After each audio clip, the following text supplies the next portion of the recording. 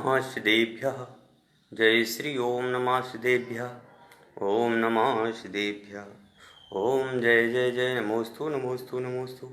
नमो अरिहंताणं नमो सिद्धाणं नमो आयरियाणं नमो अज्झायाणं नमो लोयिषवशागुणम् नमः समय साराय स्वानुभूत्या चकाशते चित्स्वभावाय भावाय अंतरिक्षते अनन्तधर्मणस्तत्त्वं पश्यन्ति प्रत्यगात्मनः अनेकान्तमयी मूर्ते नित्यमेव प्रकाशितं वन्दे शौवसिद्धे ध्रुवलमणुभवं गतिं पत्ते भोच्छामि समये पाहुडे मृणमो शुद्धि केवली भणिदम्। जय जिनवाणी। अपनी चर्चा गाथा नंबर 3 पर हो रही थी, जिसमें अपन ने कल चर्चा की थी। उसमें अपन ने बात की थी कि एकत्व निश्चय गति समय सर्वत्र सुंदर लोक में विषमवाद है पर बंध की यह कथा ही एकत्व में। कल अपन ने इसकी चर्चा की थी कि जो एकत्व निश्चय को प्राप्त समय है वह जगत में सर्वलोक में जो है प्रसिद्ध है और सर्व जगत में पूज्य है। जो अपने में लीन है, जो अपने को जानता है, वह आत्मानुभूति करता है एवं जो पर पदार्थ पर पुद्गल द्रव्य को अपना मानता है उसमें वह कर्म बंध ही करता है। वह कर्म बंध के कारण से ही दुख पने को प्राप्त होता है, वह सुखी नहीं होता है। इस संबंधी कल अपन ने चर्चा की थी। आज अपन को जो चर्चा करनी है, आज उस टीका में जो आत्मख्याति टीका या तात्पर्य वृत्ति टीका जो है जयसेनाचार्य और अमृतचंद्राचार्य की जो टीका है, उस टीका में जो प्रश्न बने हैं उन प्रश्नों को आज अपन को यहाँ पर देखनी है। सबसे पहला जो प्रश्न है वह प्रश्न यही है कि यहाँ समय शब्द से क्या वही शुद्धात्मा कही है जो दूसरी गाथा में कही थी। दूसरी गाथा में 100 समय और पर समय की बात आई थी ना। जब वहाँ पर ये बात आई थी कि मतलब में जो ज्ञान दर्शन चारित्र में निश्चय से, जो निश्चय से ज्ञान दर्शन चारित्र में स्थिर है वह 100 समय है और जो ज्ञान दर्शन चारित्र में स्थिर नहीं है वह पर समय है। इस संबंधी चर्चा जो है अपन ने कल की थी, मतलब परसों की थी। उसी की बात आई कि जो तीसरी गाथा में जो समय शब्द आया है, इस समय शब्द का क्या अर्थ है। तो कह रहे हैं कि यहाँ जो समय शब्द जो आया है, यहाँ उस समय शब्द का अर्थ है 6 द्रव्यों से लेना है, क्योंकि प्रत्येक द्रव्य जो है अपने में परिपूर्ण है। एक द्रव्य दूसरे द्रव्य का कुछ करता धरता नहीं है, परंतु जो भी द्रव्य है उसका द्रव्य गुण पर्याय वो खुद की हैं। वह द्रव्य एक दूसरे में कभी मिलता नहीं है। चेतन कभी अचेतन नहीं होता है और अचेतन कभी चेतन नहीं होता है। जो है पुद्गल में ही रहता है, धर्म द्रव्य में ही रहना है। सभी पदार्थों को यहाँ पर लेना है। अब प्रश्न दूसरा उत्पन्न हो जाता है, क्या जयसेनाचार्य ने भी समय शब्द से यही अर्थ किया? नहीं, उन्होंने तो जयसेनाचार्य ने जो बात कही यहाँ समय शब्द का तीसरी गाथा में उन्होंने आत्मा शब्द से ग्रहण किया, जबकि अमृतचंद्राचार्य ने 6 द्रव्यों से यहाँ पर लिया था कि जो समय शब्द है वह 6 द्रव्यों में उन्होंने लिया था कि 6 द्रव्य जो हैं अपने अपने स्वभाव में रहते हैं और वह 6 द्रव्य जो है पृथक नहीं है, वे एक दूसरे के स्वभाव रूप नहीं होते हैं। इस प्रकार की जो बात कही गई थी वह बात तो आत्मख्याति में कही गई थी, लेकिन जयसेनाचार्य ने जो है समय शब्द से यहाँ आत्मा शब्द ही ग्रहण किया है। फिर प्रश्न है कि अमृत चंद्र सूरी ने समय से सभी द्रव्यों का ग्रहण कैसे कर लिया। अब प्रश्न तो बहुत अच्छा है। प्रश्न क्या है कि अमृत चंद्राचार्य ने जो है समय शब्द से 6 द्रव्यों को कैसे ले लिया। भाई प्रश्न तो सही है कि भाई समय शब्द से तो आप अभी आत्मा ही ले रहे थे, अब आत्मा के साथ साथ आपने 6 द्रव्यों को ही कैसे ले लिया, 5 द्रव्यों को और कैसे ले लिया। जीव द्रव्य को तो आपने लिया ही, जीव द्रव्य भी के साथ साथ आपने पुद्गल धर्म अधर्म आकाश काल और जो द्रव्य हैं 5 द्रव्य हैं, इनको और आपने कैसे ले लिया। देखो यहाँ कहते हैं समय शब्द का निरुक्ति अर्थ करके, निरुक्ति अर्थ किया है उसका कैसे, सम्यते एकी भावेन स्वगुण पर्यायन गच्छति निरुक्तः। और एक ही भाव से अपने गुण पर्यायों को प्राप्त हुआ जो परिणमन करे वह समय है। कि जो द्रव्य है वह द्रव्य अपने में ही परिणमन करे वह स्वद्रव्य है। आत्मा जो है अपने आत्म स्वभाव में परिणमन करे तो स्वद्रव्य है। स्वद्रव्य क्षेत्र काल भाव सभी में जो अपने रूप परिणमन करता है उसको कहा है स्वद्रव्य। वह स्पष्ट कर देता हूं। देखो, अपने को जानना सो क्या है, राग। अब यहाँ पे बहुत बहुत क्लियरिटी से बात समझना। अपने को जानना राग और दूसरे को नहीं जानना द्वेष। समझ गए ना। अब आप तो कह रहे हो, सोच रहे होंगे ये तो बड़ा कठिन प्रश्न है भाई। अपने को जानना तो राग है और अपने को नहीं जानना तो द्वेष है, तो अब क्या करें। जैसे मैं गया किसी दुकान पे, घड़ी की दुकान पे गया, और मैं घड़ी की दुकान पे गया और वहाँ पे कोई मौला जी थे। उनकी घड़ी की दुकान देख करके मेरे देखो यहाँ कुछ लेना देना नहीं है किसी से, मैं ये उदाहरण दे रहा हूँ। जैसे मैं किसी मौला जी की दुकान पे पहुँचा और उनकी दुकान खुली हुई थी, उनकी दुकान पहुँचा तो कहने भाई साहब क्या हुआ। मैं कि भाई साहब मैं आपके यहाँ तो नहीं सुधरवाऊँगा घड़ी, चाहे कुछ भी हो जाए। समझ गए ना। अब ये बताइए वो क्या करेगा। अब ये जो विसंवाद है, ये विसंवाद नहीं करना। समझ में आया ना। एक तो हम अपने जैन भाई की दुकान पे जाएंगे, ये राग। हम मुस्लिम की दुकान पे नहीं जाएंगे, ये द्वेष। समझ गए ना। और हम घड़ी सुधरवाने के लिए जो गए हैं वह जानने रूप जो गए हैं वह भीतरागता। भैया ना हमें इसके से मतलब है ना इससे मतलब है, हमें तो अपनी घड़ी सुधरवाने से मतलब है। समझ गए ना। मतलब मैंने उसको जाना तो राग, मैंने उसको नहीं जाना तो द्वेष, और मैंने खुद को जाना तो ये भीतरागता। ऐसे ही कह रहे हैं कि एक द्रव्य में दूसरा द्रव्य नहीं मिलना, दूसरे द्रव्य का तीसरे द्रव्य में नहीं मिलना, जीव का पुद्गल में नहीं मिलना, पुद्गल का जीव में नहीं मिलना, धर्म का धर्म में नहीं मिलना, धर्म का धर्म में नहीं मिलना, काल का आकाश में नहीं मिलना, आकाश का काल में नहीं मिलना, और वो केवल अपने अपने द्रव्य की अपने अपने गुण और अपनी अपनी पर्यायों में रहना। ये सीधा शब्द लिखा है, स्व गुण पर्यायान गच्छति निरुक्तः। कि जो अपने अपने द्रव्य की अपनी अपनी पर्यायों में रहता है, इसलिए यहाँ आत्मख्याति टीका में समय शब्द का अर्थ है 6 द्रव्यों से लिया है। क्यों? वे 6 के 6 द्रव्य जो हैं अपने अपने स्वभाव में हैं। ये निरुक्ति अर्थ निकाला उन्होंने समय शब्द का, कि जो अपने अपने द्रव्य की गुण और उनकी पर्यायों में जो रहता है बस वही समय है। चाहे वो पुद्गल हो, चाहे वो धर्म द्रव्य हो, चाहे वो अधर्म द्रव्य हो।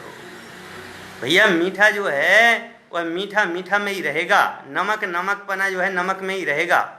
समझ गए ना। आप दूध में मीठा मिला दोगे तो बताइए दूध मीठा है कि नमक शक्कर मीठी है। अरे भैया दूध का जो स्वाद है दूध का स्वाद है, और मीठेपन का जो स्वाद है वो शक्कर का स्वाद है। ऐसे ही चेतन और आत्मा एक साथ रहते हुए भी कभी चेतन नहीं होता, चेतन कभी अचेतन नहीं होता, और अचेतन कभी चेतन नहीं होता। इसलिए जो 100 द्रव्य की 100 पर्यायों में रहता है उसको समय शब्द से यहाँ आत्मख्याति टीका में कहा है। फिर प्रश्न उत्पन्न होता है। प्रश्न है तो क्या सभी द्रव्य एकत्व के साथ निश्चय को प्राप्त हैं? प्रश्न क्या है? तो क्या सभी द्रव्य जो हैं एकत्व को प्राप्त निश्चय से, सभी द्रव्य एकत्व के साथ निश्चय को प्राप्त हैं? जैसा कि गाथा में लिखा है, एयत्र निश्चय गदो समो, अर्थात समय एकत्व के साथ निश्चय को प्राप्त है। तो कह रहे हैं कि ये बताइए आप कि जो 6 द्रव्य हैं, ये 6 द्रव्य हमें तो सब मिक्स दिखाई देते हैं, लेकिन यहाँ पे तो गाथा में कहा एयत्र निश्चय गदो समो, कि सभी जो द्रव्य हैं वह अपने अपनी गुण अपनी अपनी पर्यायों में हैं। तो उत्तर क्या कहते हैं? हाँ भाई, सभी द्रव्य एकत्व के निश्चय को प्राप्त हैं। एक भी द्रव्य की गुण पर्याय दूसरे द्रव्य रूप नहीं होती है। आत्मा ना कभी रागी हुआ है, ना आत्मा कभी द्वेषी हुआ है, ना आत्मा कभी मोही हुआ है। आत्मा तो जैसा था वो वैसा ही है। आत्मा में कोई परिवर्तन नहीं हुआ, चाहे वो द्रव्य रूप से परिवर्तन हो, क्षेत्र रूप से परिवर्तन हो, काल रूप से परिवर्तन हो, जिस अवस्था रूप से परिवर्तन होना हो उस अवस्था रूप से परिवर्तन हो, लेकिन वो कभी परिवर्तन नहीं होता। जो है सो है। जैसे उदाहरण से देखो, मेरी बच्ची से ले लीजिए आप। मैंने अपनी बच्ची को स्कूल में एक बंदरिया का रोल कराया। किसका रोल कराया? एक बंदरिया का। अब वो नाटक करते करते करते करते करते 2 घंटे बीत गए, 3 घंटे बीत गए। अब बताइए उसको भूख लगी कि नहीं लगी? बच्चे हैं, खेलते रहे, बंदरिया की तरह कूदती रही, कूदते कूदते उसको भूख लगी। भूख लगी, प्यास लगी, समझे? तो भूख लगी और प्यास लगी, किसको लगी? बंदरिया को। समझ गए ना? जो बंदरिया बनी ना, उसको प्यास और भूख लगी। और जब हम उसके पास गए और हमने उसको खाने के लिए कुछ दिया, समझ गए? अब जब मैं उनको कुछ खाने के लिए दे रहा हूं, उस समय आप सोच रहे होंगे कि बंदरिया से वो वापस मनुष्य गति में आएगी। होगा क्या ऐसा? भाई ये विचार कीजिए कि जो बच्ची है वह बच्ची जो है बंदरिया है, समझ गए ना? वह बंदरिया थी और उसके बाद जब हम उसको खाने पिलाने के लिए पास लेके गए, तो ये बताइए वो बंदरिया से मनुष्य गति में आएगी क्या? हैं? अरे भैया, वो मनुष्य गति में काहे को आएगी? हैं? वैसे ही तुरंत हम लेकर के जैसे ही जाएंगे और उसको तुरंत खिलाएंगे। कुछ लोग कहेंगे देखो बंदरिया रसगुल्ला खा रही है। हैं? अरे भैया, ऐसी ये आत्मा है। आत्मा किसी भी भाव में चली जाए, चाहे वो किसी भी त्रियंच गति में चली जाए, चाहे कहीं चली जाए, वहाँ केवल यदि जाननपना है तो आत्मानुभूति है। पर्यायों से कोई लेना देना नहीं है।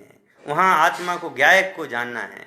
ज्ञायक को तो कहीं भी जानो, किसी रूप में भी जानो, बस ज्ञायक जानो, अपने को जानो, बस इतना ही बताना है मेरे को।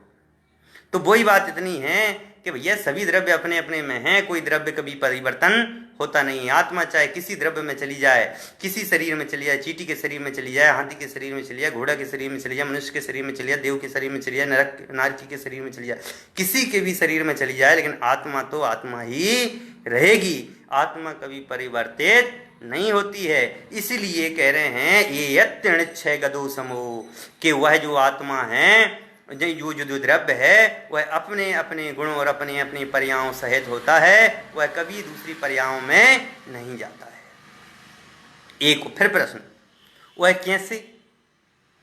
प्रश्न किया कि भैया वो अपनी अपनी द्रव्य अपनी अपनी गुणों अपनी अपनी पर्यायों में रहती, कैसे रहती है? तो कहते हैं धर्म द्रव्य, अधर्म द्रव्य, आकाश द्रव्य, काल द्रव्य, पुद्गल द्रव्य और जीव द्रव्य, स्वरूप लोक में जितने भी पदार्थ हैं वे सभी एक अपने द्रव्य में अंतर्मग्न अनंत अपने धर्म गुणों के समूह में संयुक्त होते हुए भी परस्पर में अलग हैं। एक बात, इतनी पैराग्राफ, इतनी बात समझो पहले।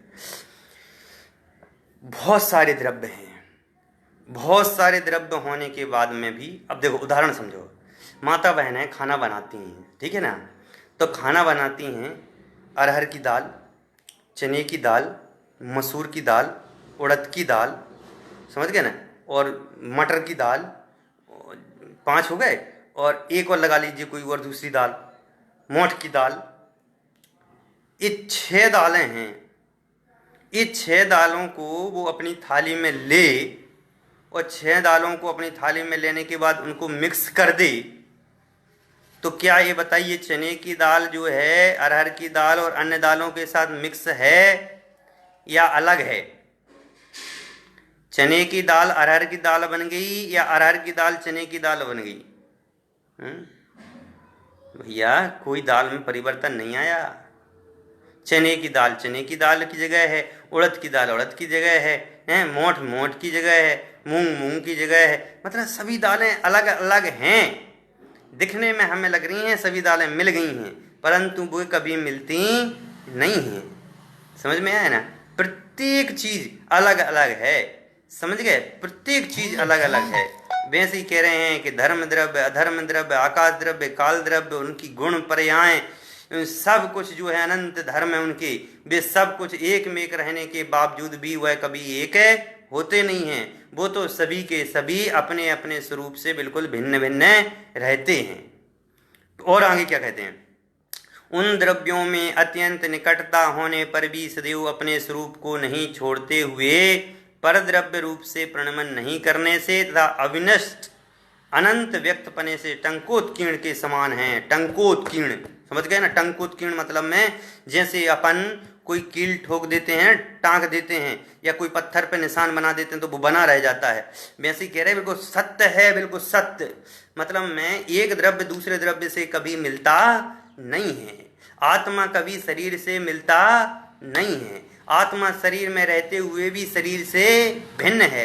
ऐसी अन्य द्रव्य, धर्म द्रव्य अपना कार्य कर रहा है, धर्म द्रव्य अपना काम कर रहा है, आकाश द्रव्य अपना काम कर रहा है, काल द्रव्य अपना काम कर रहा है। सभी द्रव्य की गुण पर्याय धर्म, अनंत धर्म, उनके सभी अपना अपना काम कर रहे हैं, लेकिन सभी अपना अपना काम अलग अलग कर रहे हैं।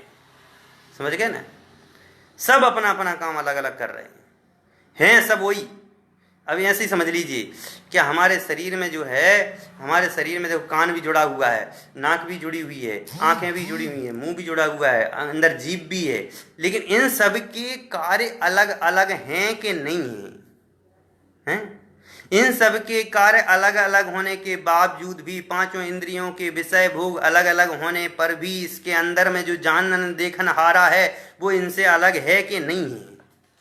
जो चेतन द्रव्य है वो अलग है कि नहीं है? ऐसी भैया कोई द्रव्य की किसी, ये तो पुद्गल की बात बताई मैंने उदाहरण के लिए, समझ गए ना? प्रत्येक द्रव्य की अपनी अपनी गुण, अपनी अपनी पर्याय, अपना अपना विषय अलग अलग है, कभी मिलते जुलते नहीं है। और कहते हैं, और समस्त विरुद्ध अविरुद्ध कार्य में हेतु रूप से सभी का अनुग्रह करते हुए निश्चय ही एकत्व के निश्चय को प्राप्त हैं। इसलिए भैया ये तो निश्चय की बात है, इसमें कभी भी यह मिलते जुलते नहीं हैं। ये तो केवल हेतु रूप से अपन को एक साथ दिखाई देते हैं, परंतु ऐसा होता नहीं है। पुद्गल द्रव्य अपना काम करता है, जीव द्रव्य अपना काम करता है, धर्म द्रव्य अपना काम करता है, अधर्म द्रव्य अपना काम करता है। सभी द्रव्य के जो सभी विषय हैं वह अपना अपना कार्य अपने अपने अनुसार करते हैं।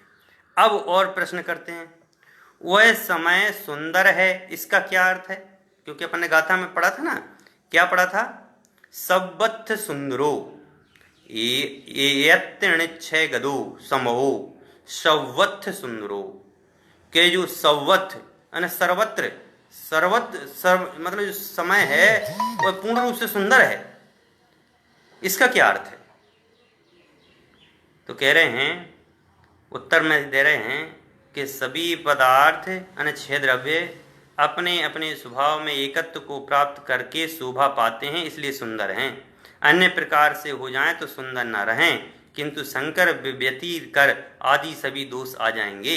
भैया कह रहे हैं कि यदि ये सारे के सारे एक साथ मिल जाए ना तो सब गड़बड़ हो जाएगा। समझ गए? संकर व्यतिरेक दोष आ जाएगा, अपना अपना द्रव्य अपने अपने अनुसार कार्य नहीं कर सकेगा। इसलिए यहाँ पर कहा कि भाई प्रत्येक द्रव्य जो है अपने अपने स्वभाव रूप से अलग अलग है, इसलिए सुंदर है। व्यक्ति अकेला है तो अच्छा है, व्यक्ति सबके साथ में है तो दुखी है। अब इसको उदाहरण समझना। देखो, आप अपने परिवार में हो, आपके ऊपर परिवार का बोझ रहेगा, माता पिता की सेवा, पत्नी की सेवा, बच्चों की सेवा, परिवार की सेवा। और जब आप इन सब से दूर रहोगे तो किसकी सेवा?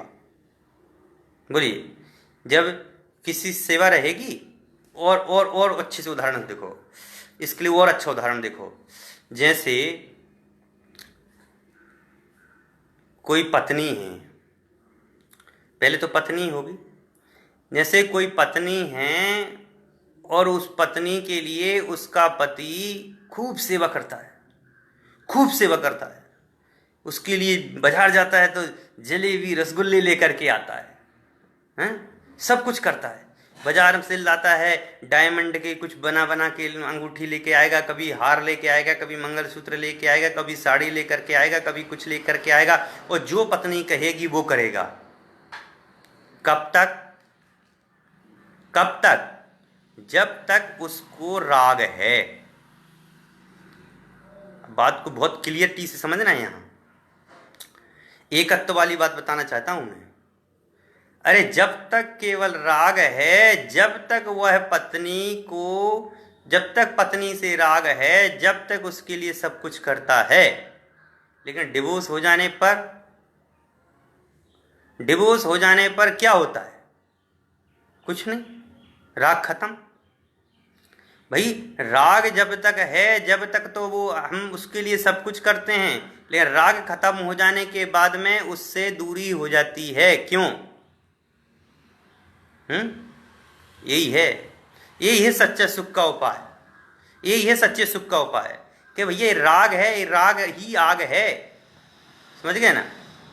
और जब तक यह राग है, जब तक यह राग होता है, जब तक हम सबके लिए कार्य करते हैं, और जिस दिन ये राग छूट जाता है उस दिन हमारे लिए किसी से कोई मतलब नहीं रहता है। समझ गए? और जब राग के साथ साथ जब द्वेष भी खत्म हो जाए, अब उससे कोई मतलब ही नहीं रहा, केवल एक आत्मा का अनुभव रहा, बस एकत्वपने का जब अनुभव होने लगता है, जब एकत्वपने का अनुभव हो जाता है तो बड़ी बड़ी दाढ़ी हो जाती है। कपड़े उल्टे सीधे फटे पुराने पहन लेते हैं, शरीर से भी मतलब नहीं। समझ गए ना? भाई पत्नी छूटी, राग छूटा, राग छूटा तो शरीर से भी संबंध नहीं। अब मैं कहता हूँ भैया ये बताइए, आपके पास फ्रिज है, कूलर है, बस सब है, दुनिया भर की टीवी है, आपके पास मोबाइल है, आपके पास क्या नहीं है? बोलिए। हैं? पत्नी तो गई, आपके पास सब तो है, आपके पास 5-5 मकान हैं, 10-10 ये हैं, वो है, ये है, सब कुछ तो है। फिर अरे भैया आप क्या जानो पंडित जी? भैया जानना ही तो है, राग नहीं करना है। जान लोगे तो एकत्वपने को प्राप्त हो जाओगे, और एकत्वपने को प्राप्त हो जाओगे तो समय सुंदर है, इसका अर्थ समझ में आ जाएगा कि जो एक है वह सुखी है, जो 10 है, एक के साथ जो 10 को अपना मानता है, 10 के सुखों को दूर करना चाहता है, दुखों को हरण करना चाहता है, उसके बारे में सोचिए। जो 10 के दुखों को दूर करना चाहता है वो कितना दुखी है। अरे उसका राग प्रबल है, और राग जो है विसंवाद का कारण है। आप किसी के साथ भी अच्छा कीजिए लेकिन वो कभी अच्छा होता नहीं है। अपन को क्या लगता है हम तो बहुत होशियार हैं, बहुत होशियार हैं हम तो। अपने माँ के सामने जाते हैं तो बेटा कहती है माँ, अरे बेटा अब तू सीख है। बेटा भी 70 साल का हो गया है, मम्मी भी 95 साल की है, 95 साल की मम्मी बोल रही है 60 साल के आदमी से, अरे बेटा अभी तू सीख, तुम तो अभी अज्ञानी है।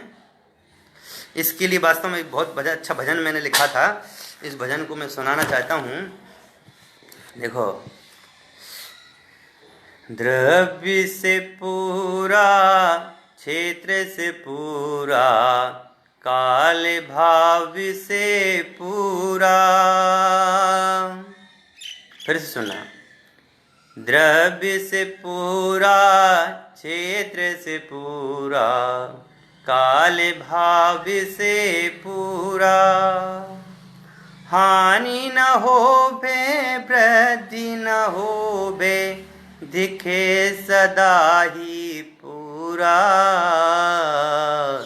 सभी प्रकार से पूरा प्रभु, सभी प्रकार से पूरा। अरे भैया तू संपूर्ण रूप से पूरा है, हैं? मम्मी बोलती है बेटा अभी तू अधूरा है, अभी तुझ में ज्ञान नहीं है, हैं? और पत्नी तो कहती तुम नहीं सुधरोगे कभी, तुम कभी नहीं सुधरने वाले, 3 काल में तुम सुधरने वाले नहीं हो। माँ तो क्या कहती है, इसको सीख बेटा, और पत्नी कहती तुम कभी नहीं सुधरोगे, 3 काल में नहीं। लेकिन जिनवाणी माँ क्या कहती है, जिनवाणी माँ ही हमें कहती है भैया तू पूरा है, तू आज तक अधूरा कभी रहा ही नहीं, तू तो पूरा ही है, तू तो ज्ञायक है भैया, तू तो द्रव्य रूप में पूरा है, क्षेत्र रूप में पूरा है, काल से पूरा है, भाव से पूरा है, और भाव से भी रहित पूरा है। समझ गए ना? अरे तू तो पूरा है। इस प्रकार की जो बात है वह यही है कि भैया एकत्व की बात जो है, एकत्व की बात, एकत्व की दृष्टि से मैं पूरा हूँ, अन्य द्रव्य की मुझे कोई आवश्यकता नहीं है। इसलिए कहा वह समय सुंदर है, वह आत्मा सुंदर है। और भी सुनते हैं। फिर विसंवाद की बात किसमें और क्यों है? भाई विसंवाद क्यों है? विसंवाद क्यों हो जाता है? दुख क्यों हो जाता है? विसंवाद क्यों होता है? तो कहते हैं विसंवाद की बात केवल जीव पदार्थ में है, क्योंकि यह जीव बंध कथा को प्राप्त है। अब जो आगे चर्चा आने वाली है ना चौथी गाथा में, वह बंध कथा की चर्चा आने वाली है, क्योंकि वह तो बंध कथा को प्राप्त है। यह जीव कर्म बंध से उत्पन्न गुणस्थान आदि पर्याय वाला है, और उसी में एकत्व से तन्मयता से बंध कथा चली आ रही है, और यह बंध कथा बंध परंपरा ही विसंवादनीय है, असत्य है। कह रहे हैं जो मतलब में जो अपना है नहीं उसको हम अपना मानने लग जाते हैं। यही तो बंधन का कारण है कि जो अपना है ही नहीं, 3 काल में अपना हुआ नहीं, ये बताइए मेरे आत्मा के अलावा दूसरा मेरा कोई है ही नहीं। और जब मैं ये कहूँ मैं सुखी दुखी मैं रंग राव, अरे भैया कहाँ तू अपने आप को सुखी दुखी मान रहा है? ये सुखी, ये राग, ये दुखी, ये द्वेष, ये राग देश मोह के परिणाम तो तेरे 3 काल में हुए नहीं, और तू तो कभी सुखी दुखी हुआ नहीं। तू सुखी दुखी नहीं हुआ तो सुखी दुखी मानता क्यों है? इसलिए विसंवाद पैदा होता है। बताइए लड़ाई कहाँ होती है? विसंवाद का मतलब में झगड़ा कहाँ होता है? जहाँ पर मेरा और तुम्हारे वाली बात आती है, जहाँ मेरा और तुम्हारे वाली बात आती है वहीं झगड़ा होता है, और जहाँ मेरे और तुम्हारे वाली बात नहीं आती है वहाँ झगड़ा नहीं होता है। मेरा, मैंने कहा मेरा आत्मा ये राग, तुम्हारा आत्मा ये द्वेष। भैया राग और द्वेष मत करो। राग और द्वेष करोगे तो अपने ज्ञायक को भूल जाओगे। पर वस्तु में राग करना, पर वस्तु में द्वेष करना ये ठीक नहीं है। राग देश के परिणाम ठीक नहीं है। इसलिए राग देश के परिणाम तो विसंवाद करने वाले हैं। और ये भैया विसंवाद मत करो, ये कर्मबंध मत करो, ये कर्मबंध के परिणाम मत करो। ये कर्मबंध बहुत बेकार है भैया। इस कर्मबंध से अनंत भाव खराब हो जाते हैं। अरे मैं तो सभी को समझाता हूँ वास्तव में कि भैया किसी से लड़ाई झगड़े हो भी जाएं, व्यवहार की बात कर रहा हूँ मैं, समय सार की व्यवहार दृष्टि से बोल रहा हूँ कि भैया क्योंकि समय सार में लड़ाई झगड़े तो है ही नहीं। समय सार में तो शुद्ध आत्मा का अनुभव है, लेकिन मैं लौकिकता में बता रहा हूँ। यदि किसी के लड़ाई झगड़े हो भी जाएं तो अंतर मुहूर्त में निपटा लेना। लड़ाई झगड़े हो भी जाएं तो कसायत का तुरंत समन कर देना। मंद कसाई जीव सुखी, मंद कसाय प्रकट करना तुरंत। यदि किसी को गुस्से में कुछ बोल भी दिया तो हाथ जोड़ करके मिच्छामि दुक्कड़म बोल लेना, ए भैया हमें क्षमा करो।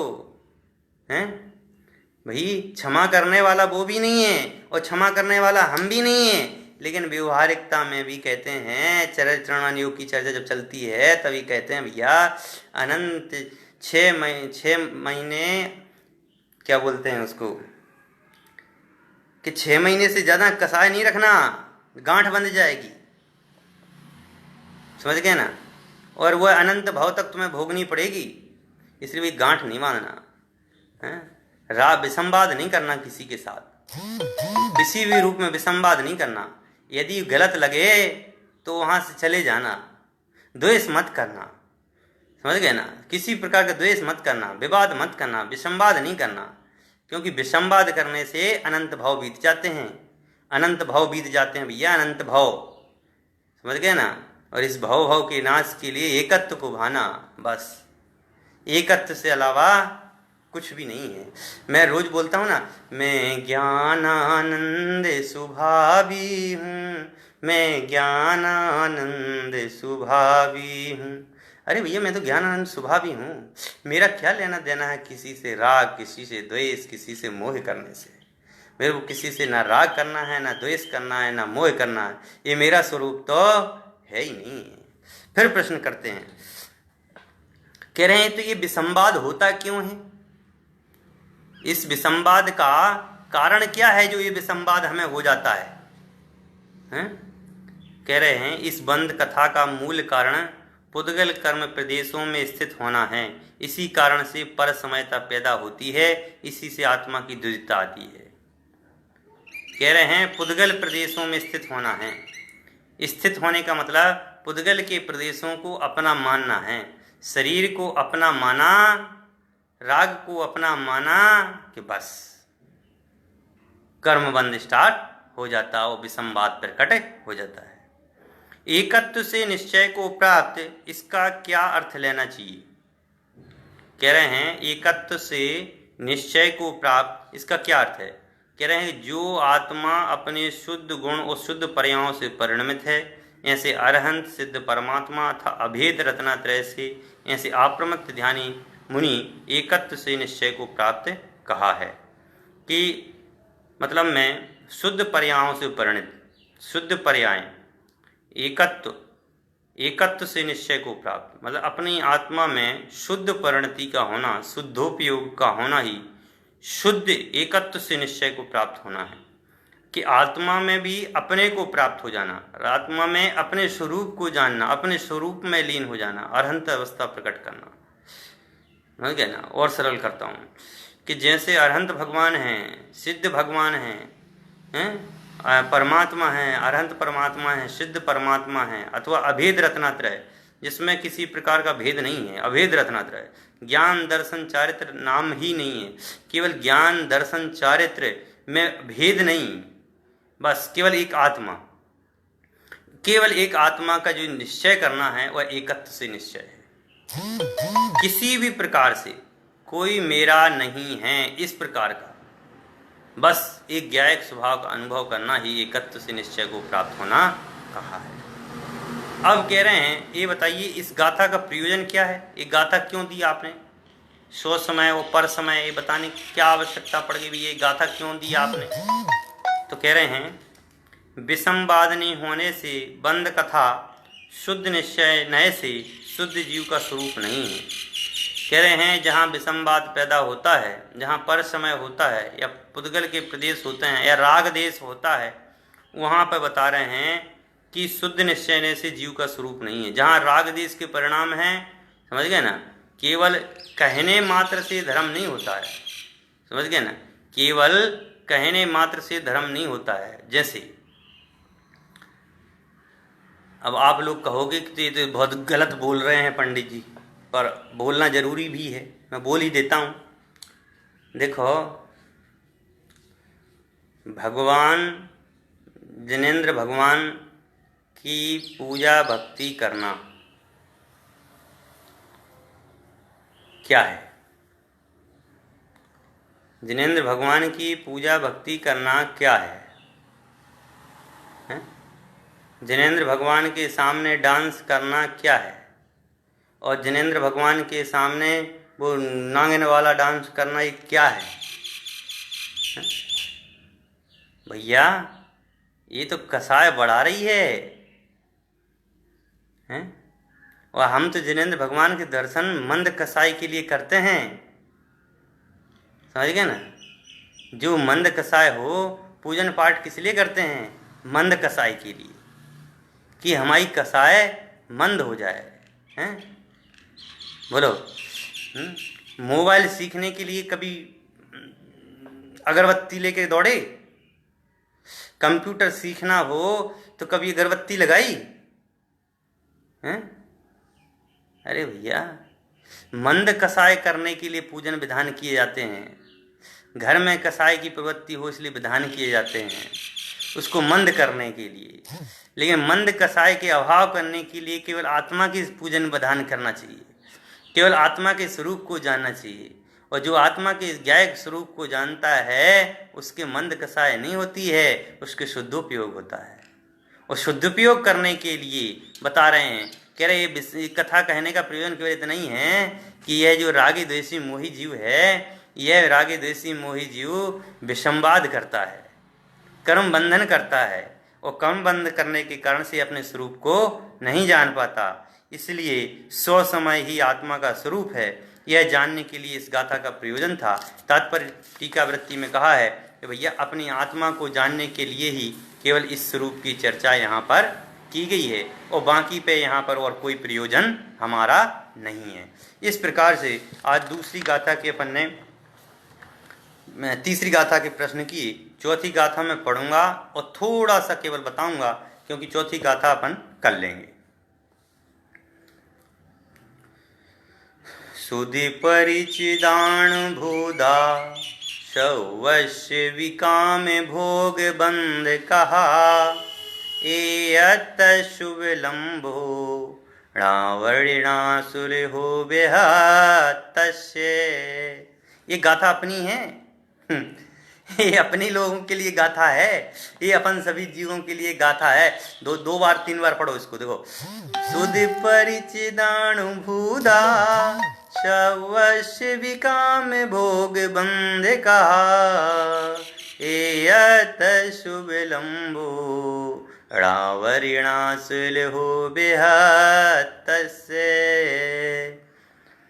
है काम भोग विधि बंध की कथाएं, भोगी सुनी बहुत की पर ये बिथाएं। एकत की निज कथा सुखिदा, अकेली अन्यत्र दुर्लभ करूं उस संग केली। देखो, केवल आज तो हमें थोड़ा सा बस बताना है कि काम शुद्ध परिचिदाणु भूता, समझ गए ना? शुद्ध परिचिदाणु भूता मतलब में जो सुनने में आई हो, परिचय में आई हो और अनुभव में ली गई है, इसलिए सुलभ है। शुद्ध परिचिदाणु भूता सवस्व विकाम भोग बंध कहा। ये तो काम भोग बंधन की कथा है। काम भोग बंधन की कथा हमारे तो सुनने में, अनुभव में और परिचय में कितनी बार आई है? अनंत बार आई है। अनंत पुद्गल परावर्तन बीत गए भैया, अनंत पुद्गल परावर्तन, अनंत पंच परावर्तन बीत गए। ये तो हमने आज से नहीं, अनंत काल से ले रहे हैं। समझ गए ना? ये क्यों हो रही है? क्योंकि द्रव्य को हमने अपना द्रव्य को माना, क्षेत्र को माना, काल को माना, भाव को माना, भव को माना। समझ गए ना? इनको माना, इनका श्रद्धान नहीं किया। समझ गए? शुद्ध परिचिदाणु भूदा। अरे भैया, ये तो एक बार की बात नहीं है, अनंत काल से।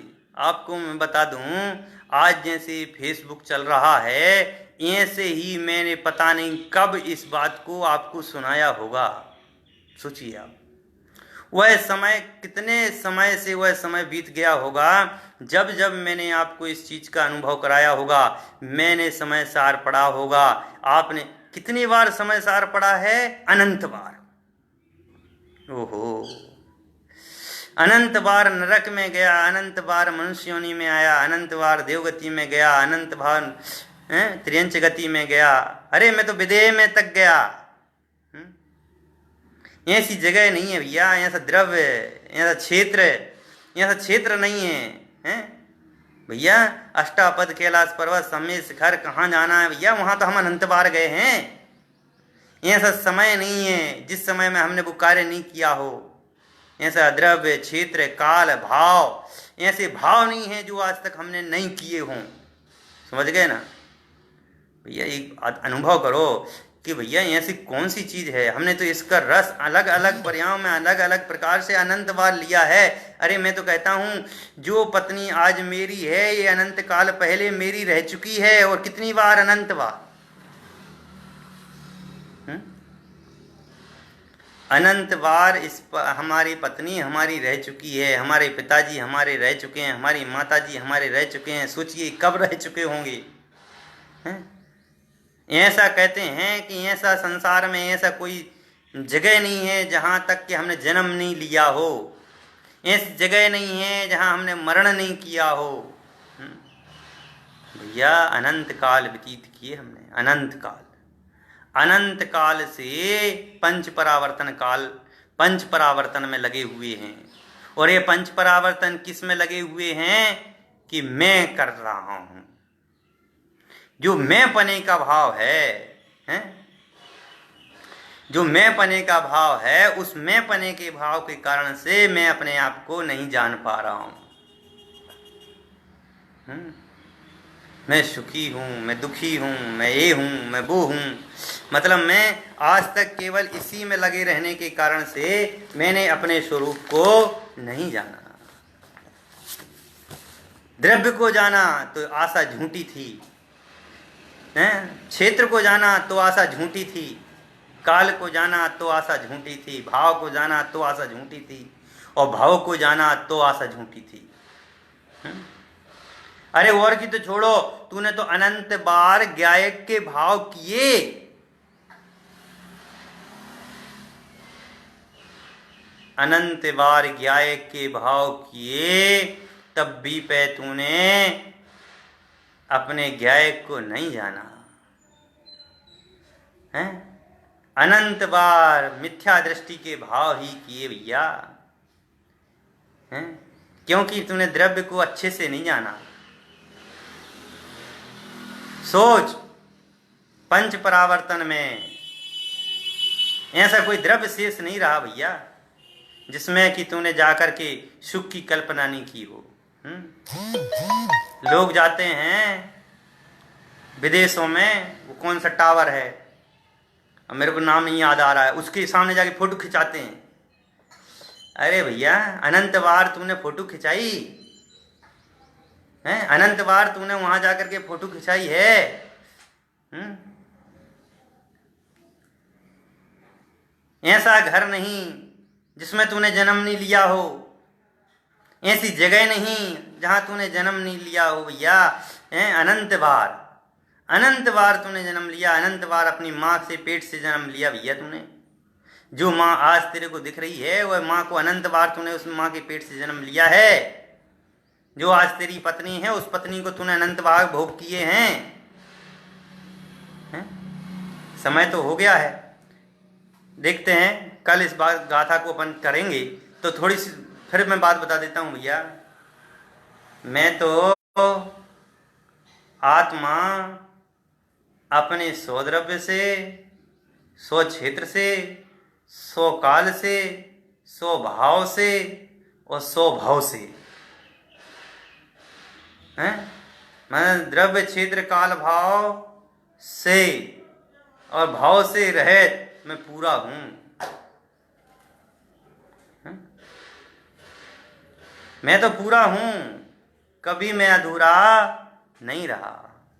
मैं तो पूरा था, पूरा हूं और पूरा ही रहूंगा। इस प्रकार से हम द्रव्य कल अपन जो है इस शुद्ध परिचिदाणु भूदा शब्बस्व भी काम भोग बंद कहा ये शुभलम्बो रावड़ी रासुलहो बेहत्य। इस गाथा की अपन कल विशेष चर्चा करेंगे और इस गाथा के स्वरूप को समझेंगे। आज का समय अपना हो गया है। आप सभी अपने अपने आत्मा को समझें और अपने अपने आत्मा में स्थिर होने की प्रवृत्ति को बढ़ाएं। और यह स्थिर होने की प्रवृत्ति केवल अपने स्वाध्याय चिंतन से ही आएगी।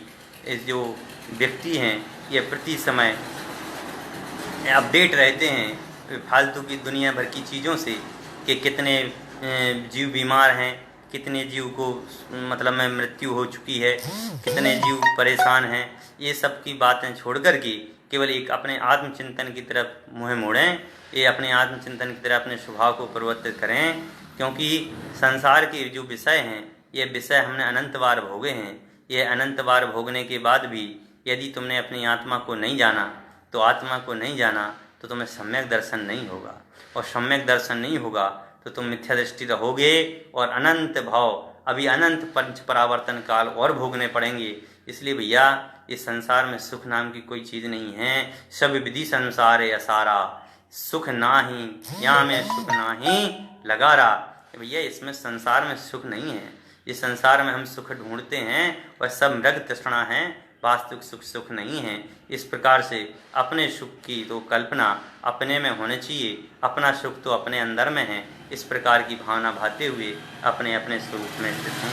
इसी भावना से अपनी वाणी को विराम देता हूँ। जय जिनेन्द्र। नवो कार्म नवो।